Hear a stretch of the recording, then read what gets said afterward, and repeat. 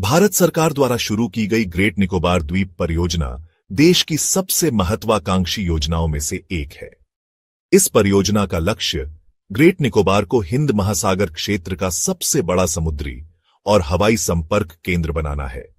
इसके तहत एक अंतर्राष्ट्रीय कंटेनर ट्रांसशिपमेंट टर्मिनल, ग्रीनफील्ड अंतर्राष्ट्रीय हवाई अड्डा, 450 MVA गैस और सौर ऊर्जा आधारित पावर प्लांट और 16,000 हेक्टेयर में आधुनिक टाउनशिप बनाई जाएगी।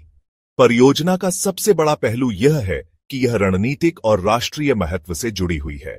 यह न सिर्फ भारत की रक्षा क्षमता को मजबूत करेगी, बल्कि आर्थिक और व्यावसायिक गतिविधियों को भी नई गति देगी।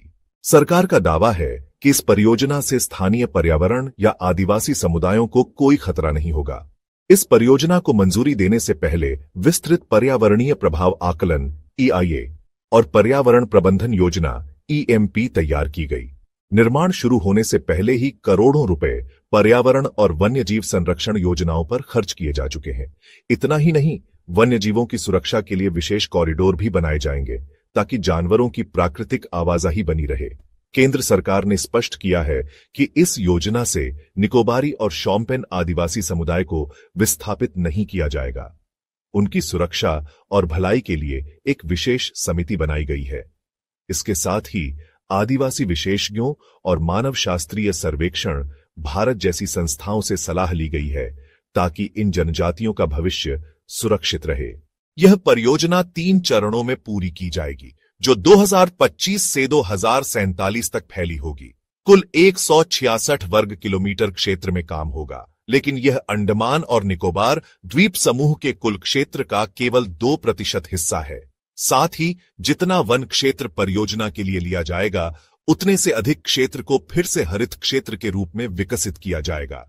पर्यावरण अध्ययन प्रतिष्ठित संस्थानों जैसे zoological survey of India, botanical survey of India, wild life institute of India और सालिम अली सेंटर द्वारा किए जा रहे हैं।